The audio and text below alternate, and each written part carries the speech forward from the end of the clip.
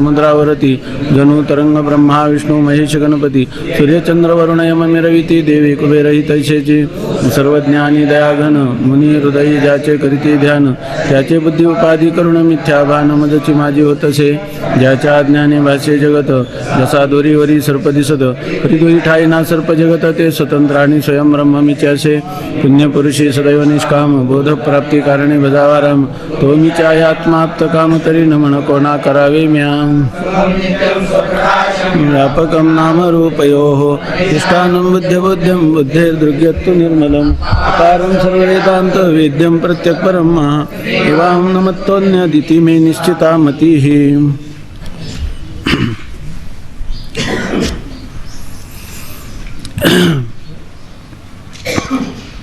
मोक्षामध्ये दोन अंश सांगितले. एक आहे दुःखाच्या आत्यंतिक निवृत्तीरूप असणारा अंश आणि दुसरा आहे परमानंदरूप असणाऱ्या ब्रह्माच्या प्राप्तीचा अंश. तर ह्या दोन्ही अंशाची कोणालाही इच्छा होत नाही, म्हणजे मोक्षाची कोणालाही इच्छा नसल्यामुळं, म्हणजे जगामध्ये कोणीही मुमुक्षू नसल्यामुळं हा ग्रंथारंभ निष्फल आहे असं पूर्वपक्ष झाला. त्यापैकी त्यांनी सांगितलं होतं की सगळ्या लोकांना फक्त त्रिविध दुःख नाशाची इच्छा आहे, दुःखाच्या आत्यंतिक निवृत्तीची इच्छा नाही. तर सिद्ध केलं की सर्वांना दुःखाच्या आत्यंतिक निवृत्तीचीच इच्छा आहे. नंतर परमानंद रूप असणारं ब्रह्म त्या ब्रह्मप्राप्तीची इच्छा कोणाला नाही. कारण का, त्या ज्या अनुकूल पदार्थाचं ज्ञान असतं त्याच्याच प्राप्तीची इच्छा होते असा त्यांनी पूर्वपक्ष केला होता. तर ज्या पदार्थाचं दुसऱ्याकडून श्रवण करून त्या पदार्थाचं आपल्याला जर ज्ञान होऊ शकतं आणि त्याच्या प्राप्तीची इच्छा होऊ शकते असं पण त्यांनी सिद्ध केलं. आता तीच पूर्वपक्षांनी एक तिसरी शंका मांडली होती की सर्व पुरुषांना विषय सुखाची इच्छा आहे, ब्रह्मसुखाची इच्छा नाही.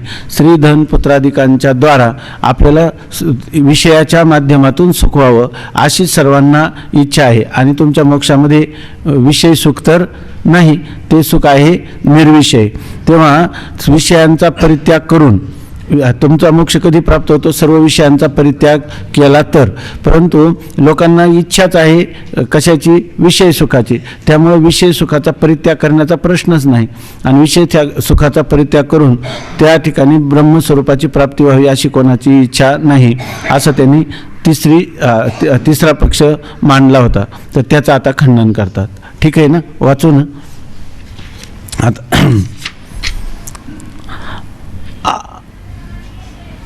आता सर्व पुरुष विषय सुखाची इच्छा करतात म्हणून त्यांच्या ठिकाणी वैराग्य शमदमादिकांचा अभाव असतो आणि मोक्षामध्ये तर विषय सुख मुळीच नाही. याकरता मोक्षेच्छावान अधिकाऱ्याचा अभाव आहे म्हणूनही ग्रंथारंभ निष्फल आहे अशी शंका केली आहे. आता शंका परत सांगतात की सर्व पुरुषांना विषय सुखाची इच्छा आहे किंवा सर्व पुरुष विषय सुखाची इच्छा करतात. याचा अर्थ सर्व पुरुषांना जरी आपण या संपूर्ण विश्वामधले जेवढे मानव मात्र आहेत त्यांच्याकडं पाहिलं तर सगळ्यांना शब्द, स्पर्श, रूप, रस आणि गंध या पंचविषयाची इच्छा करतात. म्हणजे जे अनुकूल असतील अशा पंचविषयाची इच्छा करतात. त्यांचे ठिकाणी वैराग्य शमदमादिकांचा अभाव असतो. आता विषय सुख म्हटलं तर विषय सुखाची इच्छा आहे, मग त्याला वैराग्य, मनोनिग्रह, इंद्रिय निग्रह याची आवश्यकता आहे का? उलट हे जर मनोनिग्रह केला तर विषय सुख मिळणार नाही. किंवा विषय सुखाचा इंद्रियांनी किंवा मनाने परित्याग करणं यालाच काय म्हणतात? शम आणि दम. आणि इच्छा तर आहे विषय सुखाची. अर्थातच वैराग्य शमदम कोणाच्याही ठिकाणी असणार नाहीत. त्या शमदमादिकांचा त्यांच्या ठिकाणी अभाव आहे. आणि तुमचा अधिकारी कोण आहे ग्रंथाचा? ज्याच्या ठिकाणी शमाधी, षटक, विवेक, वैराग्य, मुमुक्षुत्व आहे तो. पण असा अधिकारी जगात कोणी नाही. मग ज्या ग्रंथाचा अधिकारीच नाही, जगात सिद्ध होत नाही, त्या ग्रंथाचा आरंभ निष्फल म्हणून नाही तर दुसरं काय आहे? म्हणून ग्रंथारंभ निष्फल आहे. कारण मोक्षेच्छावान अधिकाऱ्याचा अभाव आहे. मोक्षेच्छावान म्हणजे मोक्षाच्या इच्छेने युक्त असा जो कोणी अधिकारी आहे, तुम्ही सांगता ग्रंथाचा, त्या अधिकाऱ्याचाच अभाव असल्यामुळं ग्रंथाचा आरंभ निष्फल आहे अशी शंका केली होती. आता त्या शंकेचं समाधान सांगतात. त्याचे समाधान सर्व पुरुष विषय सुखाची इच्छा करतात हे म्हणणेच प्रथम बरोबर नाही. विचार केला तर जीव फक्त सुखाची मात्र इच्छा करतात, ते सुख विषयापासूनच झाले पाहिजे असा त्यांचा आग्रह नसतो. आता त्यांनी सांगितलं, तू विधान केलं बरोबर की सर्व जीव काय विषय सुखाची इच्छा करतात, परंतु तू जे बोलला हे भ्रमात्मक बोलला, म्हणजे वास्तव बोलला नाहीस. आपण जर बारकाईनं प्रत्येकाच्या मनाचा विचार केला तर आपल्याला वरवर पाहता वाटतं की आपल्याला विषय सुखाची इच्छा आहे, परंतु मनुष्याला सगळ्या जीवांना विषयापासूनच सुख पाहिजे असं नाही. जीवांना काय पाहिजे? सुख मात्र, म्हणजे केवळ सुखाची इच्छा करतात. लोकांचा आग्रह नाही तर ते विषयांपासूनच झालं पाहिजे असा कोणाचा आग्रह नाही. लोकांचा आग्रह आहे फक्त मला सुख असावं, ते सुख विषयाच्या द्वाराच झालं पाहिजे असा कोणाचा आग्रह नाही. कशावरून? आपण चिंतन केलं असेल की मनुष्य दिवसभर जागृती अवस्थेमध्ये आणि स्वप्नावस्थेमध्ये त्याला विषय मिळतात की नाही आणि विषयापासून सुख मिळतं की नाही. जर जागृती अवस्थेमध्ये एखाद्या विषयाचं चिंतन केलं, एखाद्या विषयापासून आपल्याला सुख मिळावं असं चिंतन केलं तरी सुद्धा कधी कधी ते जागृतीत मिळत नाही, परंतु आपली इच्छा मात्र आहे तो विषय प्राप्त व्हावा. तर अशा पुरुषाचं वर्णन माऊली करतात, जागता जव असिजे तव जेने ध्याने भावना भाविजे, डोळा लागत खेळ देखिजे त्याची स्वप्नी. तो मनुष्य दिवसभर चिंतन करतो आणि कधी कधी त्याला स्वप्नामध्ये तो विषय उपलब्ध होतो, म्हणजे स्वप्नामध्ये त्या विषयाच्या द्वारा त्याला सुखाचा भोग होतो, जागृतीमध्येही सुखाचा भोग होतो. तर अशा वेळेला याचा अर्थ काय झाला? मनुष्य विषय सुखाची इच्छा करतो असं आपल्याला वरवर वाटतं, पण आपल्या जीवनामध्ये केवळ जागृती किंवा स्वप्न ह्या दोनच अवस्था आहेत की आणखी काही अवस्था आहेत? तर तिसरी अवस्था आहे सुषुप्ती, आहे की नाही. चौथी अवस्था आहे मूर्छा, पाचवी अवस्था आहे समाधी. परंतु मूर्छा किंवा समाधी याचा या ठिकाणी विचार करण्याचं कारण नाही. या ठिकाणी फक्त आपल्याला सुषुप्ती अवस्थेचं जरी चिंतन केलं, कारण समाधी अवस्थेचा सगळ्यांना काही अनुभव नाही किंवा मूर्छा अवस्थासुद्धा सगळ्यांनाच प्राप्त होते असं नाही, पण जागृती, स्वप्न आणि सुषुप्ती या तिन्ही अवस्थांचा प्रत्येक जीवाला अनुभव आहे. तर जागृती आणि स्वप्नामध्ये आपल्याला विषय सुखाचा भोग होतो, विषयांपासून सुखप्राप्ती होते. तरी आपण दिवसभर काय त्याचं असं आहे की काही लोक आहे ना डॉक्टरकडे जातात आणि त्यांना काय सांगतात, मला सारखी स्वप्न पडतात, म्हणजे स्वप्नामध्ये आपली शांत झोप होत नाही, म्हणून ते काय म्हणतात की आम्हाला स्वप्न पडतात, काही स्वप्न कमी करण्याचा उपाय सांगा. डॉक्टरांनी जर सांगितलं की बा औषधाचा याला काही उपयोग होत नाही, कारण औषध स्थूल आहे, ते मन हे अत्यंत सूक्ष्म आहे, त्याच्यावर विशेष परिणाम होत नाही म्हणून सांगितलं, तर लोक देवलशी करतात, आहे की नाही. मांत्रिकाकडे जातात, तांत्रिकाकडे जातात, मग कुणीतरी त्यांना सांगतं की झोपताना तुम्ही ह्या स्तोत्राचा ह्या उच्चार करत झोपा. काय महाराजांना ते स्तोत्र आहे वेदामध्ये एक, तन्मे मना शिवसंकल्पम असतो. 5-6 स्तोत्रामधले श्लोक आहेत. ज्या माणसाला स्वप्न जास्त पडतात, स्वप्नात वाईट संकल्प होतात, तर त्या मनुष्याला त्यांनी सांगितलं, असं माझं जे मन आहे ते भगवंताकडे प्रार्थना करतात, तन्मे मनहा, ते माझं मन शिवसंकल्पम असतो, शुभ संकल्प करो, अशुभ संकल्प न करो, अशी प्रार्थना करतात. तर म्हणजे याचा अर्थ काय आहे? त्या ठिकाणी विषय भोग आहे की नाही? आहे, तरी सुद्धा ते नको असं वाटतं. जागृतीमध्ये सुद्धा विषयाचा भोग आहे की नाही? तरी सुद्धा त्या माणसाला स्वप्न सुद्धा नको आणि जागृती सुद्धा नको, मला केवळ पाहिजे सुषुप्ती, आता झोप पाहिजे. मग त्या सुषुप्तीमध्ये त्या मनुष्याला कोणता विषय असतो? कोणताही विषय नसतो आणि सुख असतं की नाही. आणि दररोज सगळे जीव, सर्व प्राणी मात्र, आमिबापासून तर मनुष्य किंवा हिरण्यगर्भापर्यंत म्हणा, कारण प्रलयकाल ही त्याची काय आहे? झोपच आहे. म्हणून सगळ्या प्राणीमात्रांना या सुषुप्तीच्या सुखाची इच्छा आहे की नाही आणि सुषुप्तीच्या सुखाचे दररोज अनुभव आहे की नाही. सुषुप्तीमध्ये विषय तर नाही आणि सुख तर आहे, अशी सर्वांना इच्छा आहे. याचा अर्थ माणसांना खरी विषय सुखाची इच्छा आहे का सुखाची इच्छा आहे? सुखाची इच्छा आहे. जर एखाद्या मनुष्याला सांगितलं की त्याला विषय सुख, त्याला धनाच्या द्वारा प्राप्त होणारं सुख पाहिजे, त्याला कोणी सांगितलं की तू 15 दिवसामध्ये रात्रंदिवस जेवढे पैसे मोजतील ते सुद्धा नाही, 1000च्या सर्वात मोठ्या नोटा आहेत, 1000च्या जितक्या नोटा मोजतील तेवढ्या तुला, असं त्याला सांगितलं, पण झोपायचं नाही असं सांगितलं. आणि त्यांनी त्या मोजायला सुरुवात केल्या मोठ्या उत्साहाने. पहिल्यांदा वेगाने मोजेल आहे की नाही, कारण सावकाश मोजल्या तर तेवढ्या कमी मिळतील म्हणून तो वेगाने मोजेल. नंतर हळूहळू काय होईल, त्याचे हात थकून जातील, डोळे थकून जातील. 1 दिवस 2 दिवस 3 दिवस 4था दिवस उजाडल्यावर तो त्या माणसाला म्हणतो मला थोडी झोपण्याची परवानगी द्या, नंतर मी काय करेल परत. ते म्हणे आपले बोलणं काय झालेलं आहे, आपला करार काय आहे की झोपायचं नाही आणि सलग मोजायचं, तर सलग जे मोजतील तेवढेच मिळतील. त्याच्यात कमीत कमी 15 दिवस तरी तुम्ही जागं राहायला पाहिजे. तुम्ही तर 4थ्या दिवशी कंटाळा आहे की नाही. त्याला जर तो म्हटला आणि असं जर तुम्ही केलं, प्रतिज्ञेचा भंग केला, तर तुम्हालाच मी 1000 रुपये दंड करेन आहे की नाही. तर तो नाहीतर एवढ्या नोटा तुम्हाला मिळतात. तो म्हणतो 1000 रुपये दंड घे आणि 15 दिवसातल्या तुझ्या नोटांना आग लाव, पण मला झोपू दे आहे की नाही. झोप ही एक अशी स्थिती इतकी स्वाभाविक आहे. आमचे ते शास्त्री महाराज सांगत असतात, एक मनुष्य म्हटला की कशी झोप येते पाहतो. या झोपेने काय आहे, त्यांनी जसं लज्जेविषयी तुकाराम महाराजांनी वर्णन केलंय तसंच मोडिले रांडेने सुपंथ मार्ग असं त्या लज्जेविषयी लिहिलं.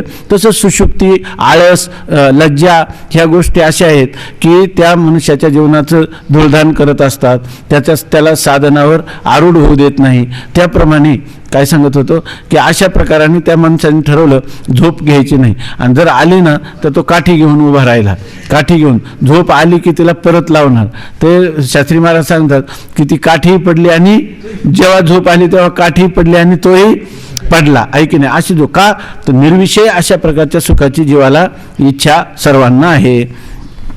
तुम्ही काय म्हणता, विषय सुखाची इच्छा आहे का लोकांना केवळ सुखाची इच्छा आहे? केवळ सुखाची इच्छा आहे. आणि झोपेमध्ये निर्विषय सुख आहे का वैषयिक सुख आहे? निर्विषय सुख आहे. मग जरी तो आपातता वरवर म्हणत असला सर्व जीवांना विषय सुखाची इच्छा आहे, तुमच्या मोक्षात तर विषय सुख नाही, त्या मोक्षाची कोणालाही इच्छा नाही, म्हणून ह्या ग्रंथाचा आरंभ निष्फल आहे. तू जरी किती म्हटला तर हे तुझं बोलणं काय आपातता आहे, वरवर आहे. तू आंतरिक पहा, तू स्वतः खरंच पहा. मी तुझं जे बोलणं आहे ते बोलणं कसं असलं पाहिजे, प्रामाणिक असलं पाहिजे. प्रामाणिकपणाने जर तू चिंतन केलं तर तुझ्या ही गोष्ट चांगल्या प्रकाराने ध्यानात येईल की या ठिकाणी जीवांना केवळ सुखाची इच्छा आहे, विषय सुखाची इच्छा आहे असं नाही. सुख मात्र त्यांना पाहिजे, म्हणजे केवळ सुखाची इच्छा आहे. ठीक आहे ना. सर्व पुरुष विषय सुखाची इच्छा करतात हे म्हणणे प्रथम बरोबर नाही. विचार केला तर जीव फक्त सुखाची मात्र इच्छा करतात, ते सुख विषयापासूनच झाले पाहिजे असा त्यांचा आग्रह नसतो. जीवांचा आग्रह आहे का मला विषयाचं सुख झालं पाहिजे असा आग्रह नाही. आता शंका करणारास आम्ही असे विचारतो की आता जो शंका करणार आहे ना, सर्व पुरुष विषय सुखाची इच्छा करतात, त्या शंका करणाऱ्याला विचारतात, म्हणजे त्याला प्रतिप्रश्न करतात. जगात कोणीच मुमुक्षु नाही म्हणून ग्रंथारंभ निष्फल आहे, किंवा मुमुक्षु असूनही ग्रंथाच्या ठाई प्रवृत्त होत नाही म्हणून ग्रंथारंभ निष्फल आहे.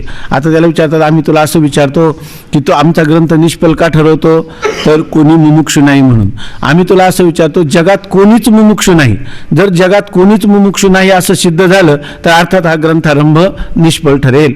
तेव्हा आम्ही तुला विचारतो की जगात कोणीच मुमुक्षु नाही किंवा मुमुक्षु आहेत परंतु या ग्रंथाच्या ठिकाणी प्रवृत्त नाही. मुमुक्षु आहे परंतु मुमुक्षुची सिद्धी झाली. अनेक लोक मुमुक्षु आहेत, समजा काही लोक मुमुक्ष आहे, पण मुमुक्ष असले तर दुसरे ग्रंथ उपलब्ध आहेत, त्यामुळे तुमच्या ग्रंथाकडे कोणाचीच प्रवृत्ती नाही म्हणून हे ग्रंथ आरंभ तुमचा निष्फल आहे. या दोन्हीपैकी काय मत आहे तुझं सांग. या ग्रंथाकडे प्रवृत्त होण्यासाठी जगात कोणीच मुमुक्षु नाही म्हणून आमचा ग्रंथारंभ निष्फल आहे, का मुमुक्षु असूनही तुमच्या ग्रंथाच्या ठिकाणी त्यांची प्रवृत्ती नाही म्हणून आमचा ग्रंथ निष्फल आहे. या दोन प्रश्न त्याला विचारतात. जर असे म्हणेल की जगात मुमुक्षु कोणीच नाही तर हे म्हणणे बरोबर नाही, कारण सर्व पुरुषांना सर्व दुःख नाशाची व नित्य सुखप्राप्तीची इच्छा आहेच. सर्व दुःखनाश व सुखप्राप्ती रूपच मोक्ष आहे म्हणून सर्व मुमुक्षुच आहे. आता तो म्हणतो जगात कोणीच मुमुक्षु नाही, तर आतापर्यंत आपण चिंतन केलं जगात कोणीच मुमुक्षु नाही का सर्वच मुमुक्षु आहेत. सर्वच लोकांना मुमुक्षु म्हणावं लागेल. कशा प्रमाणे मुमुक्षु म्हणजे मोक्षाची इच्छा. मोक्षात दोन अंश आहे, दुःखाची आत्यंतिक निवृत्ती, सगळ्यांना इच्छा आहे की नाही, आणि अविनाशी सुखाची म्हणजे परमानंद रूप ब्रह्मप्राप्तीची इच्छा सर्वांना आहे की नाही, सर्वांना आहेच आहे. जगात मुमुक्षु कोणी नाही का सर्व जगच मुमुक्षु आहे. मग तुला म्हणता येईल का जगात कोणीच मुमुक्षू नाही? कारण मोक्षामध्ये असणाऱ्या 2 अंशाची सर्व प्राणीमात्रांना इच्छा आहेत, म्हणून सर्व जगातले सर्व प्राणीमात्र काय आहेत? मुमुक्षूच आहेत. सर्व पुरुषांना लोकांना दुःख कसं पाहिजे? सर्व दुःख नाश म्हणजे आत्यंतिक दुःख निवृत्ती आणि नित्य सुख प्राप्ती म्हणजे परमानंद प्राप्ती, हे सर्व पुरुषांना अपेक्षित आहे की नाही? आहे. आणि मग हे आहे कोणाचं? हे घडतं कुठं? सर्व दुःखाची आत्यंतिक निवृत्ती आणि परमानंदाची प्राप्ती हे स्वरूप आहे कोणाचं? मोक्षाचं. आणि सगळ्या जीवांना अपेक्षित आहे की नाही? म्हणजे सगळे जीव मोक्षच आहेत की नाही?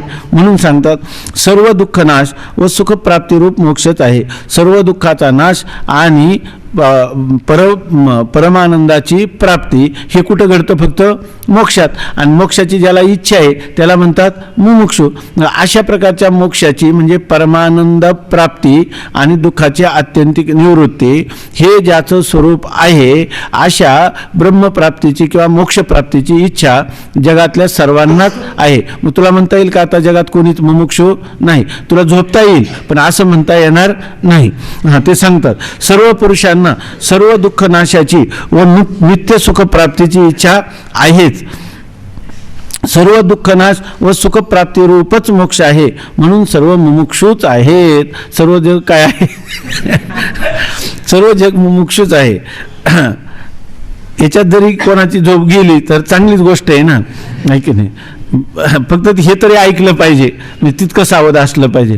काही असलं तरी स्वामी महाराज म्हणायचे जरी ते झोपले तरी माणसाने त्यांना जास्त त्रास देऊ नाही. एक तर ते काही का होईना बसलेल्या अवस्थेमध्ये खरी शांत झोप येतच नसते, त्यामुळे ते जागेच असतात, थोडंफार हे असतं त्यांना. आज जर पाठात घोरायला लागले तर मग बाकीच्यांना काय होतं? थोडासा बाकीच्यांचा डिस्टर्ब होतो, म्हणून मग गोष्ट ठीक आहे, तर तोपर्यंत बोलणं उचित नाही. सर्व दुःख नाश व सुखप्राप्ती रूप मोक्ष आहे, म्हणून सर्व मुमुक्षूच आहेत. आता दुसरी शंका, अहो मुमुक्षू असले तरी सर्वांना विषय सुखाची इच्छा आहे, याचे उत्तर काय? ते म्हणतात बरोबर आहे. आता तुम्ही म्हणतात की सर्व लोकांना काय मुमुक्षू आहेत. मुमुक्षू आहेत म्हणजे जर आपण बारकाईनं पाहिलं, सूक्ष्म विचार केला तर तुमच्या बोलण्याप्रमाणे सर्व मुमुक्षू आहेत. पण मग सर्व मुमुक्षू तर सर्व झटतात कशासाठी? झगडतात कशासाठी? मोक्ष सुखासाठी आहे का? तर सगळ्या लोकांनी धडधडो निवायला मोक्ष सुखासाठी कसा लागतो? धडधडो निवायला निघ ये भक्तीचे वाटे लाग, ज्या पावशी अव्यंग निजधाम माझे. अव्यंग निजधाम म्हणजेच मोक्ष ज्याने प्राप्त होतो. अशा प्रकारचं इहलोकीचे हे उपराटे येथे जरी अर्जुना अवचटे जन्मलाशी तू, असं पाहून कोण लोक प्रवृत्त झालेत का? अनुभवाचा आपलाप करता येत नाही. शिष्याचा भर कशावर आहे? अनुभवावर आहे की नाही?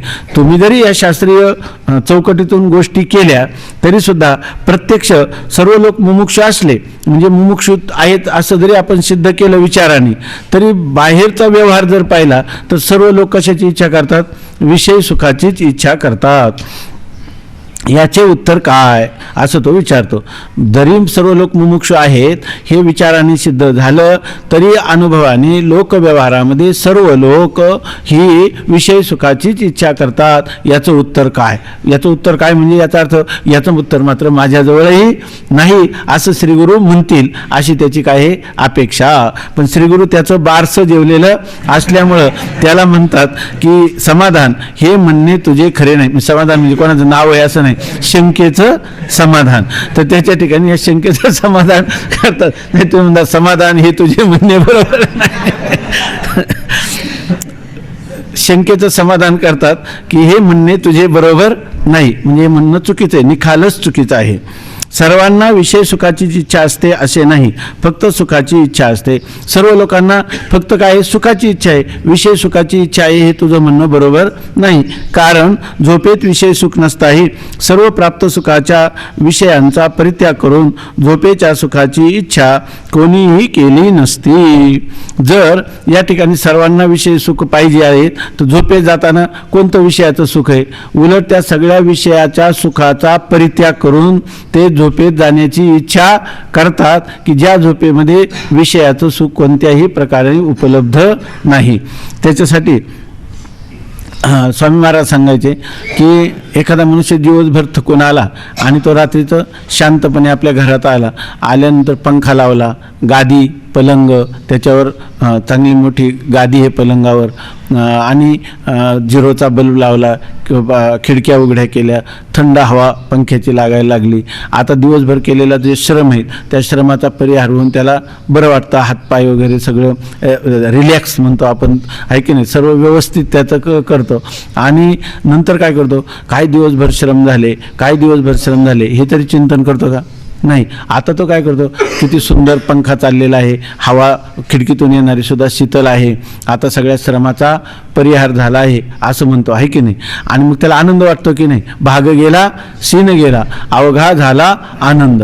मग आता काय आनंद आहे, गेला सीन गेला म्हणतो का? नाही. आणि जर तो रात्रभर म्हणत बसला आता काय काय आपलं भाग्य, आहे की नाही, अहो भाग्यम हा पंखा, गरीब लोक फुटपाथला पडतात कुठं उन्हाळ्यामध्ये, त्यांना कुठल्याही प्रकारची व्यवस्था नाही, माझं काय भाग्य आहे, असं जर चिंतन करत बसला तर त्याला झोप तरी येईल का शांत? तो हळूहळू ते गादी पलंग, आहे की नाही, त्या पंख्याची शीतल हवा हे सुद्धा काय करतो, विसरून जातो. वास्तव किती शीतल स्पर्श आहे की नाही, सुख आहे की नाही, इकडं रेडिओ लागलेला आहे, चांगली ध्वनी ऐकायला मिळतात की नाही, तरी सुद्धा त्याला वाटतं की तो रेडिओ बंद करा, लाईट प्रकाश एवढा प्रकाश म्हणतो, झिरोचा बल्ब लावा किंवा लाईट ऑफ करा म्हणतो, आहे की नाही, असं करतो. आणि त्या पंख्याला विसरून जातो आणि स्वतःला सुद्धा काय करतो, विसरून जातो. मी भोगता आहे, हे भोग्य पदार्थ आहेत विषय, हे त्याला याचं सुद्धा का असं विसर पडल्याशिवाय झोप येतच नाही का? विसर पडला तरच झोप येते, हा, आहे की नाही. म्हणजे विषय सुखाचा तो स्वतःहून परित्याग करतो की नाही, विषय सुखाचा तो परित्याग करतोच, पण विषयाचा सुख मी भोगणार आहे ह्या भोक्तृत्व भावनेचा सुद्धा परित्याग करतो, तेव्हा तो खऱ्या अर्थाने सुषुप्तीमध्ये जातो. हा आपला अनुभव आहे का नाही दररोज? मग आता म्हणता येईल का विषयाच्या सुखाची जी इच्छा आहे का विषयाचा सुखाचा उलट परित्याग करतो? विषयाचा सुखाचा परित्याग करून निर्विषय सुख झोपेत जे त्याला उपलब्ध होतं त्याच्यात जाण्याचा काय करतो, प्रयत्न करतो. आणि हे दररोजचं एक दिवसाचं आहे, दररोज त्याचं असंच जीवन आहे, सर्व आयुष्यभर. म्हणजे सगळ्या आयुष्याचा आढावा घेतला तर मनुष्याला सिद्धांत काय करावा लागेल, मनुष्याला विषय सुखाची इच्छा आहे का केवळ सुखमात्राची इच्छा आहे? सुखमात्राची इच्छा आहे, याच्याबद्दल आपल्या मनात कोणताही संशय नाही. आता जर सर्वांना विषय सुखाचीच इच्छा असते असे नाही, फक्त सुखाची इच्छा असते, कारण झोपेत विषय सुख नसताही सर्व प्राप्त सुखाच्या विषयांचा परित्याग करून झोपेच्या सुखाची इच्छा कोणीही केली नसती, म्हणून सुख मात्र इच्छितात असेच म्हटले पाहिजे. सगळ्या लोकांना काय केवळ सुखाचीच इच्छा आहे, विषय सुखाची इच्छा आहे असं म्हणणंच बरोबर नाही. म्हणून माऊली काय लिहितात, विषयी तर काय विषयी एरवी विषयी सुख आहे हे बोलणेची सारिखे नव्हे, तरी विद्युत स्फुरणे का न पाहे जगा माझी. अरे विषयाचे सुख जे आहे तर माऊली म्हणतात विषयी सुख आहे हे बोलण्याची, विषयामध्ये सुख आहे हे बोलणंच बरोबर नाही. आणि विषयात सुख असतं तर मनुष्य काय जिथं जिथं विषय तिथं तिथं सुख. कधीतरी दुःख स्वप्नात तरी आलं असतं का उलट विषयामध्ये थोडं सुख आणि जास्त दुःखच आहे. आपण परवा चिंतन केलं, सुख पाहता जवा पाडे दुःख पर्वता एवढे अशी स्थिती आहे की नाही. विषयाचं सुख जे आहे तर माऊली म्हणतात त्या विषयाचं सुखाचं वर्णन करतात. विद्युत एक मनुष्य जो आहे ना, त्यांनी ठरवलं की मीटर घ्यायचा आणि आपल्या घरामध्ये लाईट घ्यायची, आहे की नाही. म्हणून त्यांनी सर्व तयारी केली आणि तितक्यामध्ये रात्री वीज चमकली आणि एकदम लखलखाट झाला, आहे की नाही. तो म्हटला वीज घेण्याची काय गरज आहे की नाही, आता विजेची काही गरज नाही. निर्विषय आत्मसुखाची इच्छा करतात. उलट तुम्हाला बारकाईने विचार, सुखाची इच्छा करतात असं नाही, सुखाचीच इच्छा करतात. आणि उलट लोकांची खरी इच्छा अंतर निर्विषय सुखाची आहे, ज्या आत्मसुखामध्ये ज्या मोक्षामध्ये कोणताही विषय तर नाही. आणि सर्वांना पुरुषांना प्रारब्ध बलाने न्यूनाधिक विषय सुख प्राप्त असूनही सदा अशी इच्छा होते की असे आहे म्हणून सर्व पुरुष मुमुक्षुच आहेत. आता अधिक विषय सुख ज्याचं प्रारब्ध आहे. आता भिकाऱ्याला जर त्याच्या शिळी भाकरी जरी मिळाली तर त्या मुलाला जेवढा आनंद होतो तेवढ्या श्रीमंताच्या मुलाला एक साधं काहीतरी पांगुळ गाडा दिला तर त्यालाही तेवढा आनंद होतो. म्हणजे प्रारब्ध बलाने विषयाचं सुख सर्वसाधारण असतं तरी सुद्धा सर्वांना अशी इच्छा असते की मला हे असं सुख नको, हे अनित्य सुख नको. मला सर्व प्राणी मात्र हे विषय सुखाची इच्छा करतात असं नाही, ते केवळ असणाऱ्या सुखाची इच्छा करतात. त्या साधनाकडे जर लोकांची प्रवृत्ती असेल तर तुमच्या साधनाकडे कोणाची प्रवृत्तीच नाही. कारण ग्रंथाचं दुसरं आपलं मोक्षाचं दुसरं साधन उपलब्ध असल्यामुळं तुमच्या ग्रंथाकडे कोणाची प्रवृत्ती नाही. अशी परिस्थिती आहे का? म्हणून लोक आमच्या ग्रंथाकडे प्रवृत्त नाही, म्हणून आमचा ग्रंथारंभ निष्फळ आहे. एक पहिली गोष्ट सांगतात की ह्या ग्रंथ मोक्षाचं साधनच नसलं तर ग्रंथ निरर्थक ठरेल, किंवा या ग्रंथावरून दुसरी साधनं उपलब्ध असतील आणि याच्याकडे कोणाची प्रवृत्तीच नसेल तरी ग्रंथारंभ निष्फळ. आता तिसरं विचारतात, अथवा विवेक वैराग्य समाधी संपन्न ज्ञान प्राप्त करून घेण्यास योग्य अधिकारी नाही, म्हणून या ग्रंथाच्या ठायी प्रवृत्ती नाही. आता त्याला विचारतात किंवा असं आहे, तुमचा ग्रंथ मोक्षाचं साधन आहे, परंतु मोक्षाचं साधन असलं तरी तुमचा ग्रंथ हा कोणाला फल प्राप्त करून देऊ शकतो, कोणाच्या प्रयोजनाची सिद्धी करतो, तर अधिकारी आणि फल यांचा संबंध आहे. म्हणजे ह्या ग्रंथाचा अध्ययन करण्यासाठी साधन चतुष्टय संपन्न अधिकारी असला पाहिजे.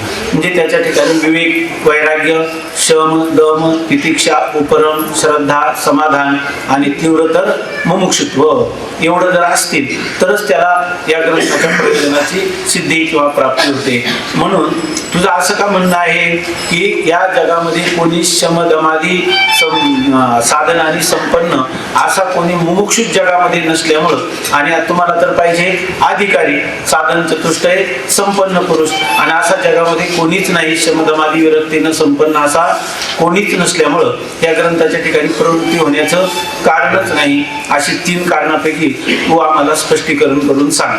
पहिलं कारण काय? हा ग्रंथ मोक्षाचं साधन नाही. दुसरं कारण काय? ग्रंथ मोक्षाचं साधन असला तरी अन्य साधनामध्ये प्रवृत्ती असल्यामुळं आणि तुमच्याकडं ह्या ग्रंथामध्ये कोणाची प्रवृत्ती नसल्यामुळं ग्रंथारंभ निष्फळ आहे.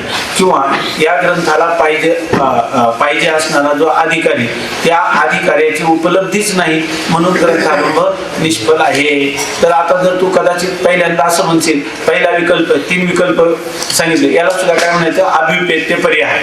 म्हणजे समोरचा जो पूर्वपक्ष आहे त्याच्याविषयीची शंका आपणच उपस्थित करायची, त्याच्या अंतःकरणाला जाणून आपणच शंका उपस्थित करायची आणि पुन्हा त्या शंकाचं क्रमाने समाधान करायचं. विकल्पपूर्वक शंकेचं काय करायचं? समाधान करायचं. तरी या क्रमाने किंवा या पद्धतीनं तो पूर्व पक्षाला सिद्धांती विचारतो, या 3 कारणापैकी कोणती कारण आहे? आता पहिलं कारण जर तू म्हणत असशील की हा ग्रंथ मोक्षाचं साधनच नाही, म्हणून याच्याकडे कोणाची प्रवृत्ती नाही असं म्हणत असेल तर हे म्हणणं तुझं बरोबर नाही. ते कसं ते सांगतात, वरील विकल्पांचे क्रमाने समाधान सांगतो. ज्या क्रमाने विकल्प केले त्याच क्रमाने त्या विकल्पाचं समाधान सांगतात. क्रमाने पहिला विकल्प आहे ग्रंथ हा मोक्षाचं साधन नाही, त्याच्याविषयी शंका करतात, आपलं समाधान करतात. ग्रंथ मोक्ष साधन नाही हे म्हणणे योग्य नाही. पहिली गोष्ट तू म्हणतो की ग्रंथ हा मोक्षाचं साधनच नाही, हे तुझं म्हणणं योग्य नाही.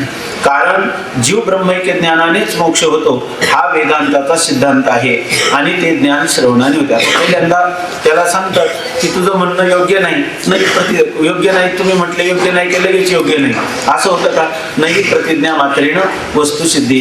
केवळ प्रतिज्ञा केल्याने त्या वस्तूची सिद्धी होत नाही. लक्षण प्रमाणाभ्याम वस्तुसिद्धी. लक्षण केलं पाहिजे आणि त्याला प्रमाण सांगितलं पाहिजे तर तुमच्या म्हणण्याची सिद्धी होईल. आता पहिल्यांदा त्याला सांगतात की हा ग्रंथ मोक्षाचं साधन नाही. मोक्षाचं साधन काय हे तुला आम्ही पहिल्यांदा विचारतो. तर मोक्षाचं साधन तू म्हणशील, कोणतंही साधन सांगशील ते आम्ही ऐकणार नाही. लक्षण प्रमाणाभ्याम वस्तुसिद्धी. तर याच्यामध्ये प्रमाण कोण आहे? अपौरुषेय वेद हा सर्वात प्रमाण आहे आणि त्याच्यामध्ये वेदातला असणारा जो वेदांत म्हणून जो भाग आहे, उपनिषद भाग आहे, ज्याचा आपण आता चिंतन करतो, त्या उपनिषदामध्ये कोणता सिद्धांत आहे? तर त्याच्यामध्ये नाही काय ज्ञाने आपलं गीता सांगते, नाही ज्ञानेन सदस्य पवित्रमेह विद्यते त्यागेने एके अमृतत्वम आनशु ऋते ज्ञानान न मुक्ती. ज्ञाना वाचून दुसऱ्या कोणत्याही साधनाने मुक्ती नाही. वेदांताचा सिद्धांत काय आहे की हा ग्रंथ, तू काय म्हणतो ग्रंथ मोक्षाचं साधन नाही. आता आम्ही तुला विचारतो मोक्षाचं साधन काय? मोक्षाचं साधन कोणतं? तर हे तुझ्या मनाने मोक्षाचं साधन चालेल का वेदाने सांगितलेलं, वेदांताने सांगितलेलं, उपनिषदाने ज्याचं कथन केलं की उपनिषद सांगतात तम एव विदित्वा अतिमृत्युमेती नान्य हा पंथा विद्यते आहे नाही. ही जरी आपण उपनिषद ऐकली नाही तरी ही उपनिषदातली वचन जी आहेत ही आपल्याला अपरिहार्यपणे कानावर घ्यावीच लागतील. आपण किती ठरवलं की उपनिषदात अष्टादशा कानावर सुद्धा येऊ द्यायचं नाही, त्या गल्लीत सुद्धा जायचं नाही, असं जरी ठरवलं तरी ते पुन्हा कधी ना कधी आपल्या कानावरती येणार. तर ते सांगतात तम एव विदित्वा, त्याला जाणूनच अतिमृत्यू येते, मृत्यू आत्येती, मृत्यूचं मनुष्य काय करतो? उल्लंघन करतो. आणि म्हणजे दुसरा काही उपाय आहे की नाही? नान्य हा पंथा विद्यते अयनाय, ह्या परमात्म स्वरूपाच्या प्राप्तीसाठी अन्य हा पंथा न विद्यते, दुसरा कोणताच मार्ग नाही. सांगतात संत की ज्ञानेविन मोक्ष नाही हा सिद्धांत, ज्ञानावातून मोक्ष नाही हा सिद्धांत आहे असं आपले संत सांगतात. आणि ते पुन्हा म्हणतात की आम्ही सांगतो म्हणून असं नका म्हणू, वेद बोले हात उभारणी, वेद हात उभारून सांगतो की या ठिकाणी वेदशास्त्रीय उभारी बाह्या सदा, त्याच्यामध्ये सांगतात की दुसरा कोणताही उपाय नाही. म्हणजे मोक्ष जो होतो तो जीव ब्रह्मैक्य ज्ञानानेच होतो, दुसऱ्या कशानेही होत नाही. हा तर सिद्धांत तुम्हाला मान्यच करावा लागेल की नाही? आमचा ग्रंथ मोक्षाचं साधन नाही, पण मोक्षाचं साधन काय आहे? तर जीव ब्रह्मैक्य ज्ञानाने मोक्ष होतो, असं तर सिद्धांत आहे ना, असं सांगतात. आणि दुसरा कोणताच मार्ग नाही, कारण जीव ब्रह्मैक्य ज्ञानानेच मोक्ष होतो हा वेदांताचा सिद्धांत आहे. आणि ते ज्ञान श्रवणाने होते. आणि ते जीव ब्रह्मैक्य ज्ञानाचं साधन काय आहे? श्रवण आहे की नाही? काय युक्तीने उपक्रम उपसंहारादी पाहून वेदांत वाक्याच्या तात्पर्य निश्चयाला श्रवण असं म्हणतात. आणि त्या श्रवणामध्ये तुम्हाला काय होतो? त्या जीव ब्रह्मैक्य ज्ञान होऊन त्या ज्ञानाद्वारा तद्वारा जीव ब्रह्मैक्य ज्ञानाद्वारा मोक्ष होतो, असं तर वेदांताचं म्हणणं आहे. श्रवण दोन तऱ्हेचे आहे. आता ते श्रवणाचे दोन प्रकार आहेत. एक वेदांत वाक्याचा श्रोत्राशी संबंध रूप आणि दुसरे वेदांत वाक्य विचार रूप. आता दोन प्रकारचं श्रवण हे नेहमी आपल्याला श्रवण त्या श्रवणाचे दोन भेद कळले पाहिजे. एक वेदांत वाक्य जे त्या वेदांत वाक्याचा श्रोत्राशी संबंध होणं, तत्वमसी असं गुरूंनी वेदांतातलं जे वाक्य उच्चारलं महावाक्य, त्या महावाक्याचा म्हणजे श्रोत्रिय ब्रह्मनिष्ठ उदार अनुभूती संपन्न अशा गुरुजींनी उच्चारलेलं जे तत्वमसी महावाक्य त्याचा श्रोत्याच्या श्रोत्राशी संबंध होऊन आहे की नाही, त्याला मी ब्रह्म आहे, ब्रह्महमस्मी, मी ब्रह्म आहे अशा प्रकारचं ज्ञान होतं. म्हणजे हे ज्ञान कसं? म्हणजे मी ब्रह्म आहे म्हणजे जीव ब्रह्मैक्य ज्ञान होतं. आणि त्याच्याद्वारा त्याला मोक्ष अव्यवहित उत्तरक्षणी किंवा ज्ञान समकालिक त्याला मोक्ष प्राप्त होतो. थोडक्यात वेदांताचं म्हणणं असं आहे की श्रवणाच्या द्वारा तुम्हाला जीव ब्रह्मैक्य ज्ञान होतं. तर त्या श्रवण हे कोणतं? वेदांत वाक्याचा श्रोत्राशी संबंध रूप. आणि दुसरे वेदांत वाक्य विचार रूप. आणि दुसरे एक श्रवण सांगतात, त्या श्रवणाला म्हणतात वेदांत वाक्य विचार रूप श्रवण. आता वेदांत वाक्य विचार रूप श्रवणाचं काय स्वरूप आहे? वेदांत पहिल्यांदा श्रोत्याच्या श्रोताशी आलेला वेदांत वाक्याचा संबंध हे एक श्रवण. आणि पुन्हा दुसरं वेदांत वाक्याचं विचार रूप श्रवण. आता कसं ते सांगतात. जीव ब्रह्मैक्य ज्ञान प्रथम श्रवणाने होते. प्रथम श्रवणाने जीव ब्रह्मैक्य ज्ञान होतं. आता आपण पाहिलं ना, जर श्री गुरुंनी तत्वमसी महावाक्य उच्चारण केलं, अर्थात त्याचा वाच्यार्थ आणि लक्षार्थ सांगून लक्षार्थाचं ऐक्य कसं आहे हे सांगितलं, तर आपल्याला त्यांनी तत्वमसी महावाक्य उच्चारल्याबरोबर आपल्याला होणारं ज्ञान कोणतं? मी ब्रह्म आहे हे ज्ञान परोक्ष आहे का अपरोक्ष आहे? का वेदांत तत्वमसी महावाक्याच्या उच्चारणाने होणारं ज्ञान हे परोक्ष असतं का अपरोक्ष असतं? अपरोक्ष असतं का अपरोक्षच असतं? अपरोक्षच ज्ञान होतं आहे की नाही, असं सिद्धांत हे कळलं ना आतापर्यंत. कारण सगळं आपण त्याच्यासाठी दावा आहे या वाक्याने कोणतं ज्ञान झालं? परोक्ष ज्ञान झालं. आणि तूच दावा म्हटलं की तसं सत्यम ज्ञानम अनंतम ब्रह्म ही वेदांत वाक्य, त्याला अवांतर वाक्य म्हणतात. त्या वाक्यांचं उच्चारण केलं तर श्रोत्याच्या स्तोत्राशी संबंध झाला. त्याला कोणतं ज्ञान होतं? ब्रह्म सच्चिदानंद स्वरूप आहे. या अवांतर वाक्याने त्याला होणारं ज्ञान हे परोक्ष ज्ञान. आणि तूच ब्रह्म आहे याने होणारं ज्ञान कोणतं आहे? अपरोक्ष. आणि अपरोक्षच ज्ञान होतं, आहे की नाही? असं हे आपल्या डोळ्यासमोर आहे ना सर्व. दावा आहे म्हटल्याने कोणतं ज्ञान झालं? आणि तूच दावा म्हटल्यावर कोणतं ज्ञान झालं? अपरोक्ष ज्ञान झालं. याच्याविषयी शंका नाही ना? तर आता या ठिकाणी वेदांत वाक्य विचारू श्रवण याच्याविषयी सांगतात. वेदांत वाक्याचा श्रोत्राशी संबंध रूप आणि दुसरे वेदांत वाक्य विचारू. आता जीव ब्रह्मैक्य ज्ञान प्रथम श्रवणाने होते. तत्वमसी महावाक्य किती वेळा ऐकायला लागतं? एकदा. तत्वमसी महावाक्य गुरूंनी उच्चारलं, श्रोत्याच्या स्तोत्राशी संबंध झाला की त्याला मी ब्रह्म आहे असं ज्ञान होतं. म्हणजे प्रथम श्रवणातच त्याला जीव ब्रह्मैक्य ज्ञान होतं. शब्दजन्य ज्ञानोत्पत्तीस श्रोत्राशी शब्दाचा संबंधच कारण आहे. आता शब्दजन्य ज्ञानोत्पत्ती, शब्दजन्य म्हणजे शब्दापासून उत्पन्न होणारी ज्ञानाची उत्पत्ती, शब्दापासून उत्पन्न होणारं ज्ञान, मी ब्रह्म आहे असं होणारं जे ज्ञान, त्या ज्ञानाला कारण कोण आहे? त्या तत्वमसी महावाक्याचा श्रोत्राशी आलेला संबंध हा त्याला कारण आहे की नाही का? दुसरं काही कारण नाही त्याला. गुरूंनी उच्चारलेले जे शब्द आहेत त्या शब्दाचा श्रोत्याच्या श्रोताशी येणारा संबंध हा त्या जीव ब्रह्मैक्य ज्ञानाला, जीव ब्रह्मैक्याच्या अपरोक्ष ज्ञानाला कारण आहे. ठीक चाललंय ना? शब्दजन्य ज्ञानोत्पत्तीस, शब्द नेहमी आपल्याला संस्कृत शिकलेलं असलं तर अडचण येत नाही, नसलं तर मग शब्दजन्य काय प्रकारे, मग जन जे आहे ते ऐकण्यात त्याच्यापासून उत्पन्न होतं. शब्दजन्य म्हणजे शब्दापासून उत्पन्न झालेलं जे ज्ञान आणि त्या ज्ञानाची पुन्हा उत्पत्ती, शब्दापासून उत्पन्न झालेल्या ज्ञानाचं उत्पत्ती, मग त्याला म्हणते काय?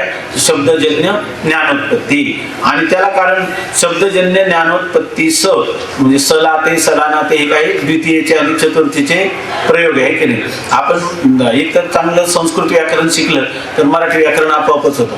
आणि जर नसलं तर निदान मराठी व्याकरण तरी विचारसागरासाठी आणि ज्ञानेश्वरीसाठी शिकलं पाहिजे.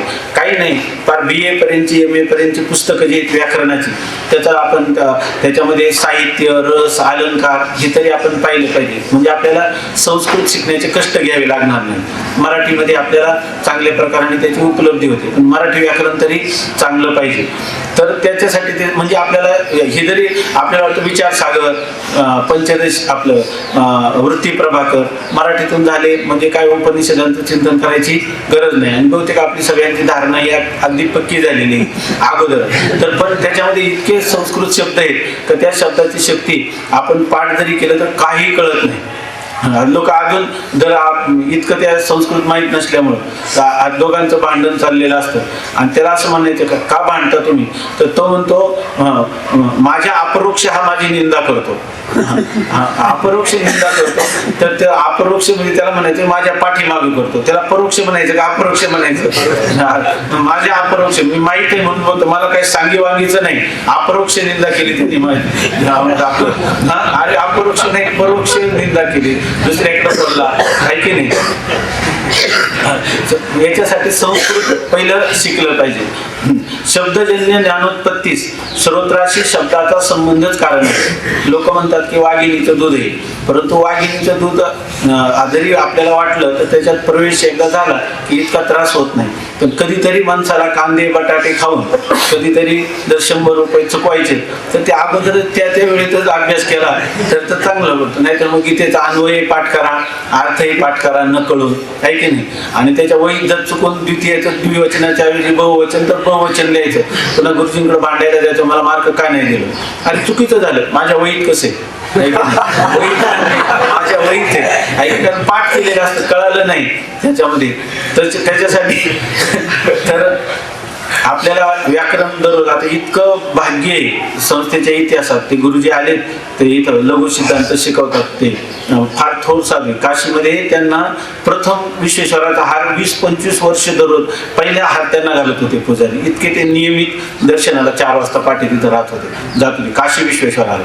काशी विश्वेश्वरातला प्रत्येक पुजारी त्यांना विशेष बहुमान देत होता. फार मोठी महापुरुष आहेत ते शास्त्री महाराज.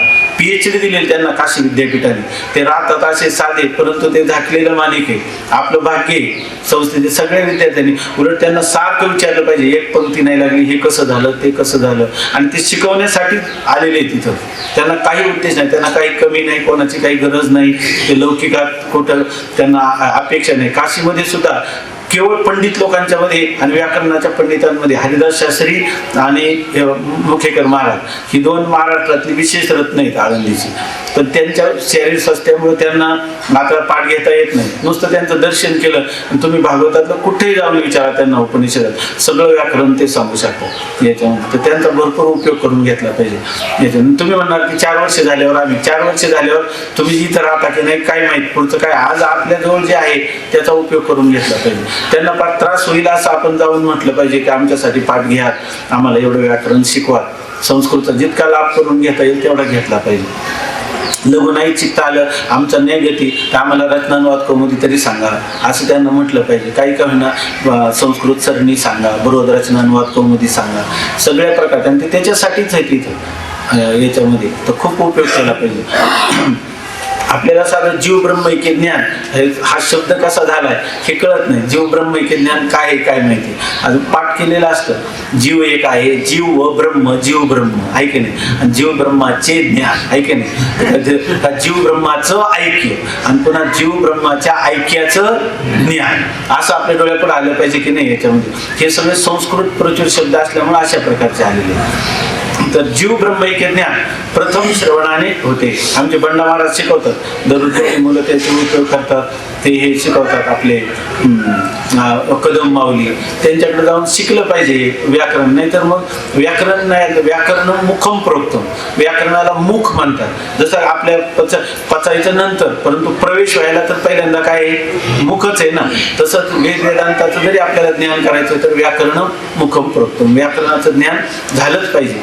व्याकरणाचं ज्ञान जोपर्यंत होत नाही तोपर्यंत सारखं. परवा स्वामी महाराजांनी सांगितलं की तुम्ही आयुष्यभर किती ग्रंथ शिकणार, कोणाकोणाकडे जाणार.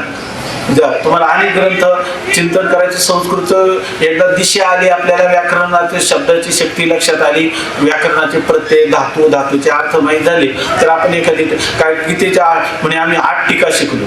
आणि रामस्य कोणती विभक्ती सांगितलं का, रामस्य विभक्तीच नाही आहे का. तर विचारलं तर म्हणतो ते माहित नाही. 8 टीका गीतेच्या पाहिल्या, पण मी ऐकल्या, गुरुमुखातून ऐकल्या. पण गुरु काय सांगतात, कोणत्या पदाचा काय अर्थ करतात, कोणत्या विभक्तीचे त्याला माहीतच नाही. त्याच्याऐवजी जर चांगलं व्याकरण शिकलं असतात तर त्यांनाही श्रम नसते पडले आणि तुलाही लवकर झालं असतं, घरच्या घरी चिंतन झालं असतं. अशा प्रकारचं. म्हणून जे मुलं दुसऱ्या वर्षाला, विशेषतः पहिल्या वर्षाला, त्यांनी तर त्याचा खूप उपयोग केला पाहिजे. बघा आता हे महाराज उपनिषदाला ऐकायला येत नाही का, तर आता घोकत बसतात रामा राम रामा. त्याने त्यांची कंबर दुखायला लागली याच्यामध्ये. 4 वर्ष झाले, 10 वर्ष झाले, मग आता म्हणजे कधीतरी शिकावंच लागतं ना. वेळेतच शिकलं तर काय हरकत आहे, नंतर होत पण नाही.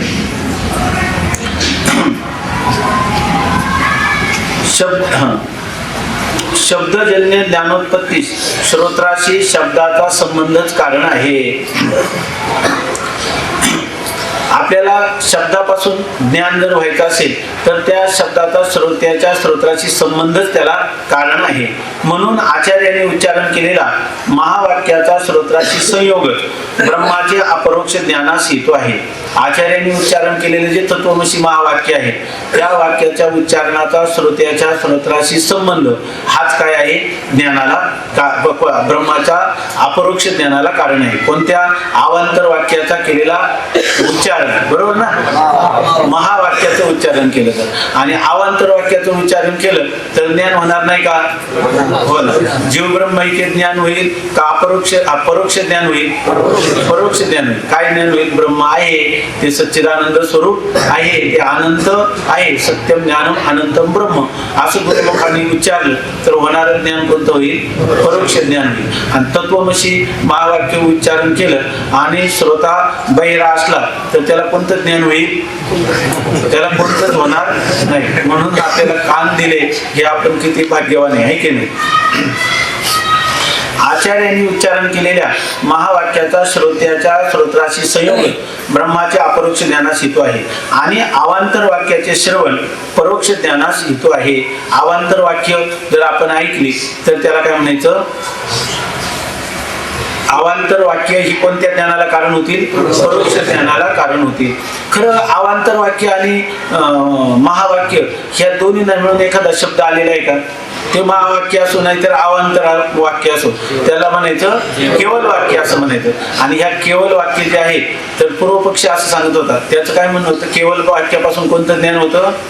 परोक्षच ज्ञान होतं. केवळ वाक्यापासून परोक्षच ज्ञान होतं आणि नंतर अपरोक्ष ज्ञान कशाने होतं? श्रवण मनन आणि निधिध्यासन यांनी अपरोक्ष ज्ञान होतं असे एक पक्ष आहे. आणि हा पक्ष कशासाठी मांडला होता त्यांनी? श्रवण मनन आणि निधिध्यासनाला व्यर्थत्व येऊ नये म्हणून. श्रुती ज्या अर्थी म्हणते की काय? आत्मावारे द्रष्टव्य श्रोतव्य मंतव्य आहे की नाही? उपनिषद वचनच ऐकावे लागतात ऐके नाही. याच्यावर शंका घ्यायची म्हटलं तरी आत्म्याचं दर्शन करावं. त्याचं साधन श्रवण आहे, मनन आहे, निधिध्यासन आहे. हे जेव्हा आपल्याला कुठे आपण विचारसागर शिकलो कोणी म्हटलं का काय प्रमाण आहे? काय ते म्हणते विचारसागर प्रमाणे. आपण विचारसागर का प्रमाण? विचारसागराला वेद प्रमाणे ऐके नाही. वेदाचं वचन तू ऐकलं का कधी? उपनिषद ऐकलं का कधी? नाही ऐकलं नाही. बरं ठीक आहे चला गरिबी हटाव नाही पेक्षा बरं. तर आता सांगतात की अपरोक्ष ज्ञानानंतर जर असंभावना असेल तर वेदांत वाक्य विचारून दुसरे श्रवण करावे. बघा जर तत्वमसी महावाक्याने होणारं ज्ञान कोणतं आहे? अपरोक्ष ज्ञान. मग जर ब्रह्माचं अपरोक्ष ज्ञान झालं तर त्याला श्रवण मनन निधिध्यासन करण्याची आवश्यकता आहे का? ज्या पुरुषाला काय जर त्याला असंभावना असतील तर असंभावना विपरीत भावना असतील तर आहे का प्रत्येकालाच आहे? जर असंभावना विपरीत भावना नसतील तर त्या श्रवण मननाला व्यर्थत्व आहे की नाही? पण श्रवण मननाला व्यर्थत्व कोणाला नाही? ज्याला असंभावना विपरीत भावना आहे त्याला श्रवण मनन निधिध्यासनाची आवश्यकता आहे. असंच ना. अपरोक्ष ज्ञानानंतर जर असंभावना असेल तर त्याने वेदांत वाक्य विचाररूप दुसरे श्रवण करावे. त्या विचाररूप श्रवणाने आता दुसरं श्रवण करायचं का? तर असंभावना आणि विपरीत भावना रूप आहे की नाही? म्हणजे वेदांत विचाररूप दुसरं श्रवण म्हणजे कोणतं श्रवण? याचा अर्थ जे श्रवण कशाशी संबंधित आहे? असंभावना आणि विपरीत भावना. असंभावना आणि विपरीत भावनाच्या निवृत्तीसाठी कोणतं आहे? विचाररूप दुसरं श्रवण. आवश्यकता असेल तर आहे का प्रत्येकालाच आहे? आवश्यकता असेल तर त्याला आहे की नाही? तर आता आपण वेदांत विचार रूप श्रवणाचे अधिकारी आहोत का वेदांत वाक्य आपलं वेदांत श्रवण जे पहिलं प्रथम श्रवण त्या प्रथम श्रवणाचे अधिकारी आहोत? आपण प्रथम श्रवणाचे अधिकारी आहोत आहे की नाही? आपल्याला कोणतं ज्ञान झालं? अपरोक्ष ज्ञान झालं आहे की नाही? आणि पुन्हा आपल्या ठिकाणी असंभावना आणि विपरीत भावना यांची निवृत्ती झाल्यामुळं आपण सर्वात उच्च कोटीचे अधिकारी आहोत की तत्वमसी आहे शिवानी एक वेळा पडता काली अविद्या निद्रा गेली वळवणी तत्क्षणी झाडीला आहे की नाही? असे आपण अधिकारी. आता जे मग असं होतं तर आता इथून पुढचं आता हे जे आता इथून आपण करणार की वेदांत विचाररूप श्रवण हे का वेदांत वाक्यात तत्वमसी महावाक्याचा प्रथम होणारा संबंध आहे. आता इथून पुढं विचाररूप श्रवण आहे. विचाररूप श्रवण आपण उत्तम अधिकारी सांगितलं असल्याचं सिद्ध करतो का आपण मध्यम कनिष्ठ अधिकारी असल्याचं सिद्ध करतो आहे की नाही? ज्या अर्थी पुन्हा पुन्हा ऐकतात त्या अर्थी आपण तत्वमसी आई शिवानीचे अधिकारी नाही आहे की नाही? हे कशावरून सिद्ध करतं? फलबल कल्पे. ज्या अर्थी आपण पुढचे पाठ ऐकतो त्याचा अर्थ आता आपलं जे श्रवण आहे हे कोणतं श्रवण आहे? वेदांत वाक्य विचाररूप श्रवण आहे. ते श्रवण आता अपरोक्ष ज्ञानासाठी आहे का प्रतिबंध निवृत्तीसाठी आहे? कोणते प्रतिबंध आहे? असंभावना आणि विपरीत भावना. असंभावना एकच आहेत का दोन आहेत? कोणत्या दोन आहेत? प्रमाण असंभावना आणि प्रेमी असंभावना आहे की नाही? त्याच्या निवृत्तीसाठी आणि विपरीत भावनेसाठी आपण श्रवण करतो. मग आत्मावार्य द्रष्टव्य हा उत्तम अधिकारी आहे की नाही? आणि सगळं पुढचं काही आत्मावाद आणि द्रष्टव्य हा, श्रोतव्य हा, मंतव्य हा, निधिध्यासितव्य हा, हे कोणासाठी आहे? कनिष्ठ अधिकाऱ्यासाठी. वेदांत विचारून सर्व ज्याला काय आवश्यक आहे की नाही. मग आता या पुढे आपलं जे चिंतन चालेल ते वेदांत वाक्यचा महावाक्याचा संबंध रूप श्रवण आहे का वेदांत वाक्य विचार रूप श्रवण आहे? संबंध रूप श्रवण आपलं झालेलंच आहे का अजून व्हायचं आहे? झालेलंच आहे, त्याच्याविषयी काही संशय नाही ना. नसलं तर पुन्हा एकदा म्हणून तत्वमसी आहे की नाही.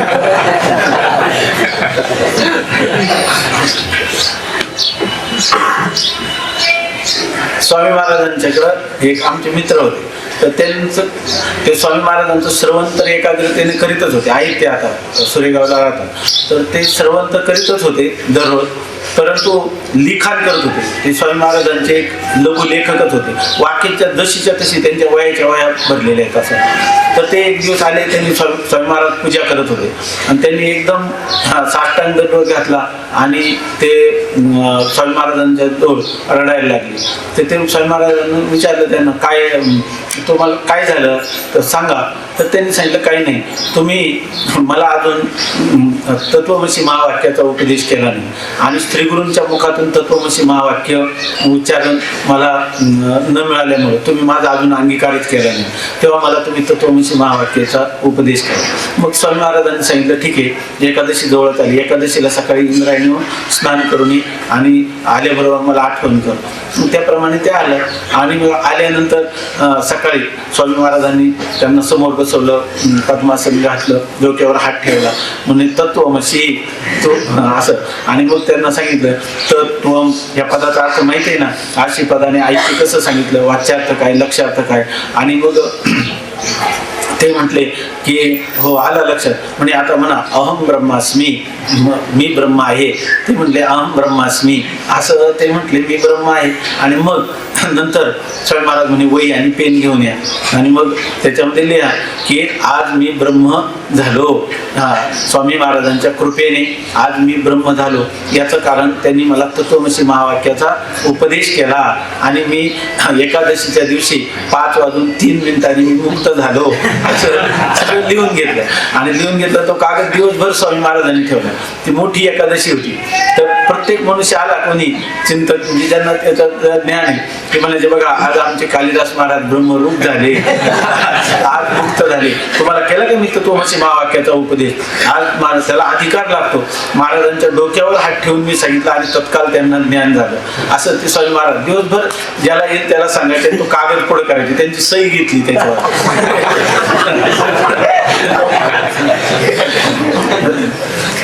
तर संध्याकाळी गुरुवर्य कुंभार गुरुजी आले, त्यांना पण त्यांनी तो कागद दाखवला. तर ते गुरुजी म्हणे हो आम्ही आभागी आहेत, आमच्यावर पण अशी कृपा करा असं त्यांनी सांगितलं. नाही नाही तुम्ही अधिकारी नाही, तुमच्यावर कृपा करणार नाही. तर याच्या पाठीमागचं तात्पर्य असं का लोक हसत होते, का स्वामी महाराजांनी हा विनोद केला? याचं कारण स्वामी महाराजांनी 7 वर्ष मी तत्वमसी महावाक्यच सांगत होतो ना, डोक्यावर हात ठेवणं आणि याचं काय तत्वमसीच ऐकत होते ना 7 वर्ष. अमृतानुभवात तत्वमसी, पंचदशी तत्वमसी, विचारसागरात तत्वमसी, ज्ञानेश्वरी तत्वमसी, दुसरं आहेच काय त्याच्यामध्ये, तोच उपदेश आहे. तेव्हा असं त्यांना म्हणे यांचा बोध मुक्त झाले 3:05 याचा अगोदर मुक्त नव्हते, आता मुक्त झाले. आता मुक्तीचा प्रतिबंध आला तर हे काय होतील, पुन्हा बद्ध होतील. कारण यांची मुक्ती कशाने 5:04 अवलंबून आहे, काय की नाही. त्याला देशाचा काळाचा प्रतिबंध आहे. आश्रमात बसूनच मुक्ती झाली, देशाचा प्रतिबंध आहे, काय की नाही. याच्यामध्ये मुक्ती अशी आहे की बंधाक आले की बंधाभावात. ज्या वेळेला आपल्याला वाटतं की मी बद्ध होतो तेव्हा सुद्धा मी मुक्तच होतो. माझी मुक्ती ही नित्य सिद्ध आहे, असं त्या शब्दाची शक्ती कळली पाहिजे. आणि ती शक्ती कळण्यासाठी हे श्रवण मनन निधिध्यासन हे आपल्याला करायला लागतं. बाकीचं शब्दाची शक्ती जर कळली तर मनुष्य तत्वमसी महावाक्य ऐकता क्षणीच काय आहे, मुक्त आहे. त्याला होणारं ज्ञान हे कोणी कोणतं आहे? अपरोक्षच ज्ञान. भलेही अवांतर वाक्याने त्याला परोक्षच ज्ञान होईल, परंतु तत्वमसी महावाक्याने त्याला होणारं ज्ञान काय आहे? अपरोक्षच आहे. परंतु व्यवहारात असं आहे की अपरोक्ष ज्ञान होऊ नये आज संभावना विपरीत भावना राहतात. त्याला उदाहरण कोणाचं दिलं? भरचूचं. आहे की नाही? बरोबर ना? भरचू मेला आणि भूत झाला. भरचूचं अपरोक्ष ज्ञान नव्हतं का राजाला? होतं. परंतु तो काय म्हणतो? हा भरचू नाही, हे काय आहे? भूत आहे. अपरोक्ष ज्ञान होऊ नये माणसाला भ्रम होऊ शकतो की नाही? तसं मी ब्रह्म आहे असं अपरोक्ष ज्ञान होऊ नये. जर त्याला देहाधिकांच्या विषयी मी देह आहे असं वाटेल तर विपरीत भावना होऊ शकते की नाही? मी ब्रह्म कसा असू शकेल? विपरीत भावना होऊ शकते की नाही? ज्ञान तर अपरोक्ष झालं आणि म्हणून ही साधनं करावी लागतात. बरं, ही साधनं करण्याचं कारण काय? आता पुन्हा अपरोक्ष ज्ञान करून घेण्यासाठी का अपरोक्ष ज्ञानाचं फल, अपरोक्ष ज्ञान झालं का पुढच्या क्षणी अव्यवहित उत्तर क्षणी फल काय आहे? त्याचं निष्प्रतिबंध आनंदानुभूती. आणि ती तर काय आहे? ज्ञान तर झालंय आणि आनंद तर नाही. याचा अर्थ कार्य जर होत नसेल तर त्या कार्योत्पत्तीला काहीतरी मध्ये प्रतिबंध मानावा लागतो. कारण झालं कार्योत्पत्ती तर आपल्याला होत नाही, आहे की नाही? कारण आहे आणि कार्योत्पत्ती होत नाही. अग्नी आहे आणि दाह करीत नाही, याचा अर्थ प्रतिबंधक अग्नीला काय त्याला म्हणतात? प्रतिबंधक मनी त्या ठिकाणी असला पाहिजे. तसं मला जर तत्वमसी महावाक्य ऐकून दृढ अपरोक्ष ज्ञान जर झाला असेल तर मला आता निष्प्रतिबंध आनंदाची अनुभूती का येऊ नये? येत नसेल याचा कारण प्रतिबंध आहे. आणि त्या प्रतिबंधाचं स्वरूप कोणतं आहे? असंभावना आणि विपरीत भावना. एक तर प्रमेयगत संशय असला पाहिजे, प्रमाणगत संशय असला पाहिजे, किंवा देहाधिकांविषयी मी अशा प्रकारची विपरीत भावना होत असली पाहिजे. आणि मग जे जो संशय असेल त्या संशयाच्या निवारणाचं जे साधन आहे, प्रमाणगत संशय असेल, प्रमाण असणारी जी वेदवाक्य, ती वेदवाक्य ही कर्म, उपासना किंवा जीव ब्रह्मैक्य ज्ञान याद्वारा मोक्ष प्रतिपादन करतात. पण मोक्षाचं ज्ञान साधन कर्म, त्याचं साधन उपासना किंवा जीव ब्रह्मैक्य ज्ञान. शास्त्राचं वेदांताचं तात्पर्य काय? तर त्या वेदांताच्या वाक्याचा तात्पर्याचा निश्चय व्हायला पाहिजे, आहे की नाही? मग त्याला साधन काय? पुन्हा पुन्हा वेदांत वाक्येषु सदारंभ म्हणतो, पुन्हा पुन्हा वेदांताचं श्रवण केलं पाहिजे. म्हणजे प्रमाण हा संभावना, म्हणजे प्रमाण जी वेदवाक्य आहे ती या ठिकाणी कशाचे निरूपण करणारे? तर जीव ब्रह्मैक्य द्वाराच, जीव ब्रह्मैक्य ज्ञान द्वाराच मोक्ष प्रतिपादन करणारी आहे. हे जीव ब्रह्मैक्य ज्ञानावाचून मोक्ष प्राप्त होत नाही असं वेदांताच्या वाक्याचं काय आहे? तात्पर्य निश्चय झाला पाहिजे. जोपर्यंत होत नाही तोपर्यंत तुम्हाला काय केलं पाहिजे? श्रवण. आणि ज्ञानानेच मोक्ष असा जर तुमचा वेदांत वाक्याचा तात्पर्य निश्चय झाला, आहे की नाही, तर मग तुम्हाला श्रवण करण्याची आवश्यकता आहे का? तुम्हाला श्रवण करण्याची आवश्यकता नाही. आणि या प्रमेय संभावनेमध्ये काय असतं स्वरूप? प्रमेय संभावनेचं काय स्वरूप आहे? जीव आणि ब्रह्म याच्यामध्ये भेद सत्य आहे का? अभेद सत्य आहे. मग अशा वेळेला तुम्हाला काय करावं लागेल? मनन करावं लागेल. मननाची आवश्यकता आहे की नाही? प्रमेय असणार जीव आणि ब्रह्म, त्याच्यामध्ये भेद सत्य आहे का? अभेद सत्य आहे. मग तुम्हाला काय करावं लागेल? आता पुन्हा युक्तीने तुम्हाला संशय कशाविषयी? प्रमेयाविषयी. मग काय करावं लागेल तुम्हाला? युक्तीने उपक्रम उपसंहार कशाला पाहिजे? उपक्रम उपसंहार श्रवणामध्ये पाहिजे. इथं काय करावं लागेल? युक्तीने जीव ब्रह्मैक्याच्या अभेद ज्ञानास साधक युक्ती आणि जीव ब्रह्मैक्याच्या भेद ज्ञानास बाधक युक्ती, असं यौक्तिक अद्वैत ब्रह्मचिंतना हे कशाचं स्वरूप आहे? मननाचं. अशा प्रकारचं मनन करावं लागेल. जीव आणि ब्रह्म यांचा अभेदच सत्य आहे असं जर तुम्हाला वाटलं तर तुम्हाला मननाची आवश्यकता आहे का? नाही. आणि जर तुमची वृत्ती अनात्माकार होत असेल आणि त्यामुळे तुम्हाला पुन्हा मी देह आहे, देह संबंधाने हे माझे आहे असं जर वाटत असेल तर त्या ठिकाणी तुमची कोणती भावना आहे? विपरीत भावना आहे की नाही? श्रवणात ऐकलं मी ब्रह्म आहे आणि विपरीत भावना काय होती? देह मी. मग आता काय करावं लागेल? ती अनात्म पदार्थाविषयीची भावना आहे. मग अनात्माकार वृत्तीचा काय करावं लागेल? प्रतिकार, काय परित्याग. आणि आत्माकार अंतकरण वृत्तीची, जीव ब्रह्मैक्य ज्ञानाकार अंतकरण वृत्तीची स्थिती, याला काय म्हणायचं? निधिध्यासन. निधिध्यासनाच्या परिपक्व अवस्थेला काय म्हणायचं? समाधी, आहे की नाही? आणि त्याच्यातच काय त्याला साक्षात्कार असं म्हणायचं. समाधी हे साक्षात्काराचं जवळचं साधन आहे. म्हणून या ठिकाणी निधिध्यासनाने काय होते? विपरीत भावना निवृत्त होते. ठीक आहे ना? मग आपल्याला कोणतं साधन करण्याची आवश्यकता आहे हे कोण सांगेल? तर अनेक ग्रंथ वाचल्यानंतर आपल्याला लक्षात येईल की आपल्याला कोणतं साधन कमी, किंवा अनेक लोकांना विचारलं तर कोणीतरी आपल्याला असं भेटेल, कोण भेटे सांगे सा, आणि असं जे अहो आमच्या ठिकाणी आता कोणता प्रतिबंध आहे ते तेवढं तुम्ही सांगा, आहे की नाही? मग तो पंचांगामध्ये पाहून चांगल्या प्रकारे आपले जन्मवेळ वगैरे पाहून सांगू शकतो. दुसरा याला काही पर्याय नाही, आहे की नाही? काही स्वसमेध आहे की नाही? आपल्या ठिकाणी प्रमाण संभावना आहे की प्रमेय संभावना आहे का विपरीत भावना आहे हे आपण पाहायचं. आणि त्याच्यानंतर शास्त्राने किंवा गुरुनी सांगितलेलं जे साधन आहे त्या साधनाचा अवलंब, ते अनुष्ठान त्यांनी करायचं, म्हणजे आपला असणारा प्रतिबंध निवृत्त होतो. कोणी करायचं? आपण करायचं, आहे का? त्यांनी करायचं म्हणजे गुरुंनी नाही करायचं. तर ते जे प्रतिबंध निवृत्तीचं साधन आहे ते आपण करायचं, आहे की नाही? म्हणून सांगतात की म्हणून आचार्यांनी उच्चारण केलेल्या महावाक्याचा श्रोत्राशी संयोगच ब्रह्माचे अपरोक्ष ज्ञानास हेतू आहे, आणि अवांतर वाक्याचे श्रवण परोक्ष ज्ञानास हेतू आहे. अपरोक्ष ज्ञानानंतर जर असंभावना असेल तर वेदांत वाक्य विचारून दुसरे श्रवण करावे. इथं बघा, जर असं म्हटलेले अपरोक्ष ज्ञानानंतर जर या ठिकाणी आपल्यामध्ये असंभावना किंवा विपरीत भावना असतील तर वेदांत वाक्य विचारून दुसरं श्रवण, नाहीतर त्याला आवश्यकता नाही. या विचारूप श्रवणाने वेदांत वाक्ये अद्वितीय ब्रह्माचे प्रतिपादक आहेत किंवा कर्म उपासना प्रतिपादक आहेत या प्रमाण असंभावनेची म्हणजे अर्थात संशयाची निवृत्ती होते.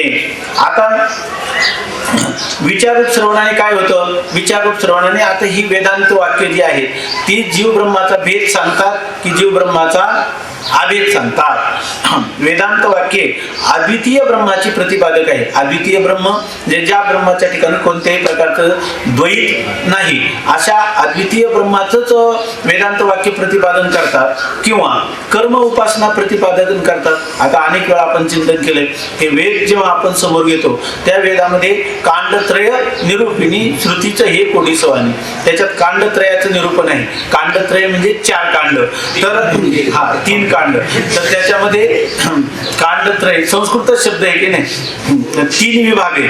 ते 3 विभाग म्हणजे वेदाचं जर सगळे आपण आलोडन केलं तर त्याच्यामध्ये एक कर्मकांड, उपासना कांड आणि ज्ञानकांड दिसतात. त्याच्यामध्ये जवळजवळ त्याची संख्या मला सांगता येणार नाही, पण 1 लाखाहून अधिक मंत्र कर्मकांड सांगणार आहेत. 16,000 मंत्र हे उपासना कांड सांगणारे आहेत, भक्ती सिद्धांत प्रतिपादन करणारे आहेत, आणि फक्त 4,000 मंत्र वेदामध्ये हे केवळ ज्ञानकांड प्रतिपादन करणारे आहेत. मग आपण जेव्हा वेदाचं अध्ययन करतो त्यावेळेला मनुष्य कशावर जातो?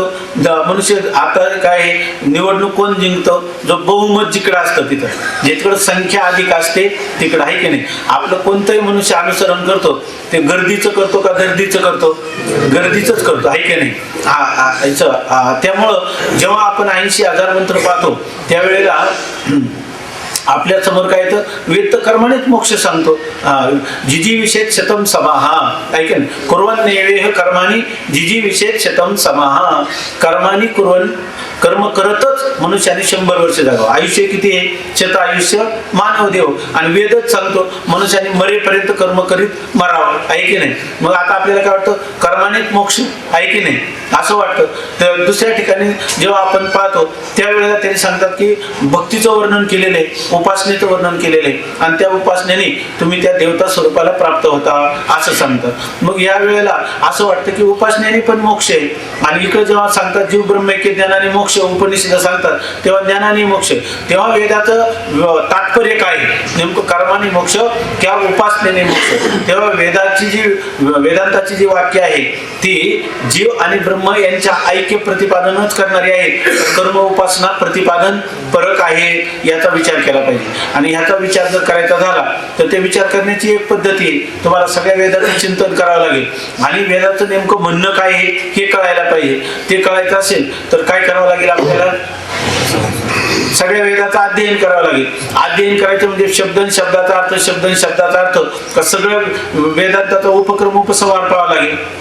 आरंभ काय आहे, अंत काय आहे एवढंच पाहिजे आहे की नाही. उपक्रम उपसंहार पाहिला की कळतो. अजूनही काही लिंग लागतात, त्याला षडलिंग लागतात. काय उपक्रम उपसंहारा अभ्यास अपूर्वता फलम आहे की नाही, एवढं पाहावं लागेल. अजून अर्थवादोपपत्तिष्ठ लिंगम तात्पर्य निर्णय, त्याच्यात अर्थवाद कुठं आला, उपपत्ती कुठं, कसं चिंतन करावं यात स्वामी प्रत्येक उपनिषद सांगताना काल तर प्रत्येक अध्यायाची षडलिंग सांगितली.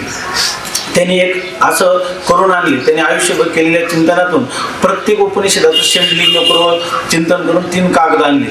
ते म्हणे या सगळ्या मुमुक्षूंसाठी द्या. हे इथं जेवढे मुमुक्षू आहेत म्हणे याची जरास करा आणि द्या. आम्ही त्याचं एकही केलं नाही. सांगितलं तर कोणी मागितलंच नाही आहे की नाही.